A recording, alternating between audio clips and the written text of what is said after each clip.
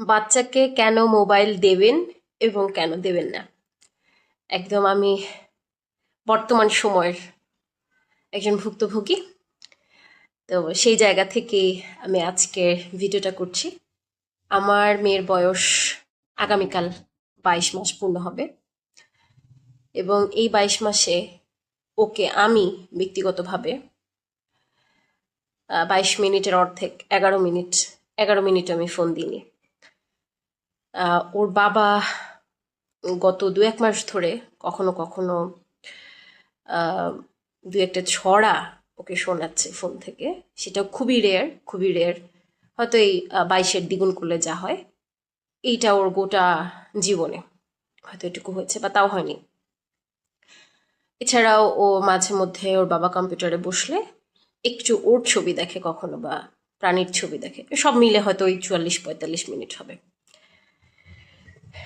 এবং এটার জন্য যেটা হয়েছে, এই যেমন আমি আজকে, এটা হচ্ছে দ্বিতীয় দিন এই 22 মাসে আমি নিজের জন্য একটু সময় নিয়েছি এবং খুব পরিপাটি হয়ে ভিডিও করতে বসেছি। আমার একদম আগের ভিডিওগুলো দেখলে দেখবেন যে একদম খিমার ঢুকিয়ে ভিডিও করতে বসেছি। এই ভিডিওতে আমি কোনো এডিট করব না, যা হোক সেটা আলাদা হিসাব, কিন্তু একটু যে পরিপাটি হয়ে বসা সেটাও পারি না। সো একদম অপরিপাট্য অবস্থায় সবসময় থাকি, ঘর দোরও অগোছালো থাকে। এর একটা কারণ হচ্ছে ও একদমই ঘুমায় না। যেমন অনেক সময় এমন হয় যে ও খুব দেরিতে ঘুমিয়েছে এবং আমার ঠিকমতো ঘুম হয়নি। সো আমার চোখে খুব ঘুম, ও উঠে গিয়েছে। যদি ওকে ফোন দিতাম তাহলে হয়তো ওকে ফোন দিয়ে বসিয়ে রেখে আমি নিশ্চিন্তে আরেকটু ঘুমিয়ে পড়তে পারতাম। এবং আমাদের দেখা যায়, যেহেতু আর কোনো হেল্পিং হ্যান্ড নাই আমার, সো ঘরের সব কাজকর্ম একদম একাই করতে হয়। তো সেই জায়গা থেকে অনেক সময় দেখা যায়, অনেক সময় কি আমাদের জাতীয় খাদ্য হচ্ছে ডিম, খুব শর্টকাটে। সো খাবার দাবার খুব শর্টকাটে সারতে হয়। এরপর এই যে একটু রেস্ট পাওয়া যায় না। আমি এই গত 22 মাসে জাস্ট একটুখানি সময় 2 দিন এ নিয়ে পেয়েছি, কয়েক ঘন্টা করে, 2-3 ঘন্টা। সো ওকে যদি, এবং সে খায় না, সে খুবই কম খায়, খুবই কম। এটা আমি জানি মায়েদের একটা কমন সমস্যা, কিন্তু ও আসলেই খায় না। সো ফোন দিয়ে যদি আমি খাওয়াতাম তাহলে হয়তো খুব সহজেই খাওয়াতে পারতাম। আমার ভেতরে খুব খুব একটা হাহাকার হয় যে আমি একটা অনুবাদ করেই আমার এই ক্যারিয়ারটাকে শেষ করে দিলাম। যদিও আমার হাতে একটা অনুবাদ আছে এবং আমি খুব করে সেটা করতে চাই। প্রতিটা দিন, প্রতিটা মুহূর্তে আমার মনে হয় আমি যদি একটা লাইন অনুবাদ করতে পারতাম, কিন্তু আমি সেই সুযোগটা, সেই সময়টা পাই না। এর একটা বড় কারণ হচ্ছে ওকে আমি ঘুম পাড়িয়ে একদমই উঠতে পারি না। তো যা হোক, আমার অনুবাদ হচ্ছে না, আমার নিজের কোনো কাজ হচ্ছে না, ঠিকমতো খাওয়া হচ্ছে না, ঠিকমতো ঘুম হচ্ছে না, ঘরের কাজ ঠিকমতো করতে পারছি না। এগুলো হচ্ছে ফোন না দেওয়ার কুফল। ফোন দিচ্ছি না বলে আমি এই জিনিসগুলো পাচ্ছি না। উল্টো দিকে যদি আমি ওকে ফোন দিতাম তাহলে আমি ঠিকমতো ঘুমাতে পারতাম। ওকে ফোন দিয়ে আমি আমার অনুবাদ করতে পারতাম, আমি ভিডিওগুলো খুব সুন্দর করে করতে পারতাম, আমি ঘরের কাজকর্ম খুব সুন্দর গুছিয়ে করতে পারতাম। কিন্তু সেগুলো কিছুই পাইনি, উল্টোটা পেয়েছি। তবে কি পেয়েছি সেটা একটু বলি। আমার মেয়ে মাশাআল্লাহ অনেক কথা বলে, যেহেতু ওর সাথে আমরা প্রচুর কথা বলি। ওকে যেহেতু সময় দিতে হয়, সারাক্ষণই ওকে সময় দিতে হয় আমাদের, ফলে আমরা সবাই প্রচুর কথা বলি। এবং সে আলহামদুলিল্লাহ এখন এই 22 মাসে মাশাআল্লাহ খুব গুছিয়ে কথা বলতে পারে। অনেকটা অনেকটা গুছিয়ে কথা বলতে পারে। প্রায় 4 শব্দের কিছু কিছু বাক্য বলে এবং সে খুব অল্পেতে মুগ্ধ হতে পারে। একটা যখন ওকে খুব ছোট্ট একটা ফুল এনে দিই এবং যখন ওকে বলি যে এটা তোমার, ও যেন বিশ্বাসই করতে পারে না। ও বলে এটা আমার ফুল, আমার ফুল। সো খুব খুব ছোট্ট একটা পাখি উড়ে যেতে দেখলে ও খুশি হয়। প্রজাপতির ওড়াউড়িও খুব মুগ্ধ নয়নে দেখে। ওকে শান্ত করার একটা ভালো উপায় হচ্ছে এটা বলা যে চলো আমরা প্রজাপতি দেখি। এটা অবশ্যই এখানে পারি না, বাড়িতে যখন থাকি তখন। তারপর সে প্রশংসা করতে পারে। আমি গতকাল একটা জামা বের করেছিলাম একটু পরবো বলে, তারপর মনে হলো যে না, আমার মেয়েটা থাকলে বলতো আমি সুন্দর।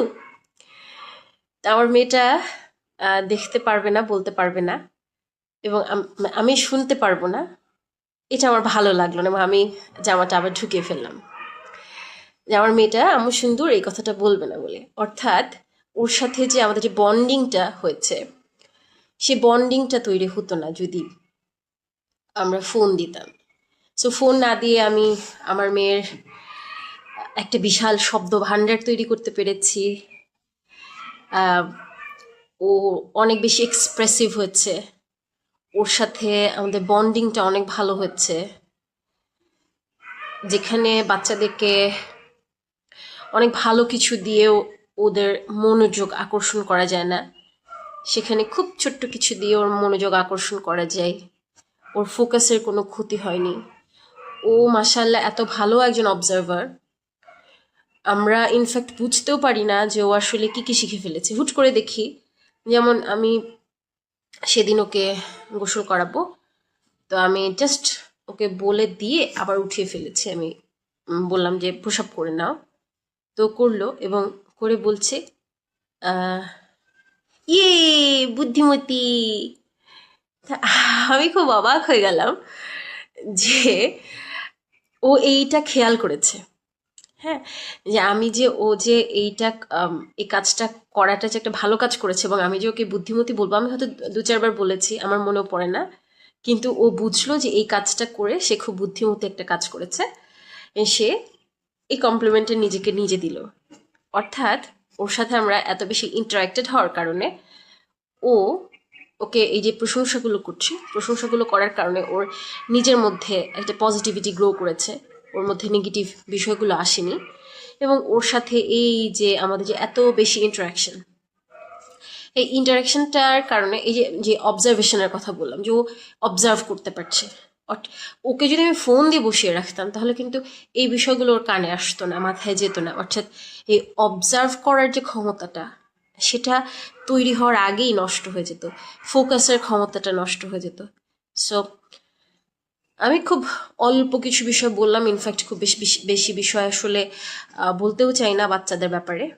কিন্তু সত্যি বলতে এই সময়টা খুব কঠিন, খুব কঠিন। একটা টডলারকে সামলানো বা ছোট এই ফেজে এই বাচ্চাদেরকে সামলানো খুব কঠিন। কিন্তু জাস্ট কয়েকটা বছর যদি এই কষ্টটুকু করা যায়, তাহলে ভবিষ্যৎটা হয়তো অনেক বেশি সুন্দর হবে ইনশাল্লাহ। সো আমরা মায়েরা বা প্যারেন্টসরা যদি এই কষ্টটুকু একটু করি, তাহলে হয়তো সামনের দিনগুলোতে আমরা আরেকটু শান্তিতে থাকতে পারবো। সো যদিও টাইটেলটা একটু নেগেটিভ ছিল, কিন্তু আসলে আমার টোটাল ভিডিওটা যদি একটু মনোযোগ দিয়ে শোনেন, বা আপনারাও হয়তো ফিল করতে পারবেন যে ফোন দিয়ে কি হয়েছে বা না দিয়ে কি হয়েছে। সো আমি আশা করব যে আমরা বাচ্চাদেরকে ফোন না দিয়ে একটু নিজেরা ওদেরকে সময় দেওয়ার চেষ্টা করব। আসসালামু আলাইকুম।